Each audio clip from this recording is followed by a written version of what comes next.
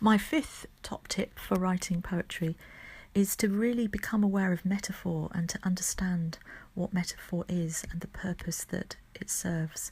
I think metaphor is very important for all kinds of writing, but particularly writing poetry. It really is where the power resides in a piece of writing.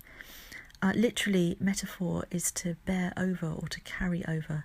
And what I think is carried over from one place to another place, from the sender, as it were, to the receiver, is the live image. And that live image will be taken in by the receiver. And it's almost like a little film is played on the inner screen. And it's a very wonderful thing, I think, as well, because people are free to interpret in their own way. So an awful lot is communicated through metaphor. If you think of the metaphor that Shakespeare chose for the world, he said all the world is a stage. And that is very, very, very few words. I think 5 words, all the world's a stage. But if you wanted to write about that in prose, you might come up with pages and pages of things as to what that means, and different things will come to different people and different things be highlighted to different people. One way that I help people to think about metaphor if I'm doing a workshop is to ask what they think life is. And a good example from popular culture about that is Forrest Gump's mother. She used to say that life's a box of chocolates.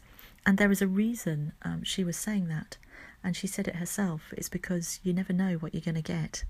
Meaning you don't know whether you're going to get a hard centre or a soft centre. You don't know whether you're going to have a hard life or an easy life or a good day or a bad day. And so her metaphor for life was that it was like a box of chocolates. So if you pause for a moment and think about the metaphor that you have for life, what is it? And then stay with that image, that picture, and think about why you've chosen that particular image, because it will speak about something that is very deep and very meaningful to you. I think of my metaphor for life.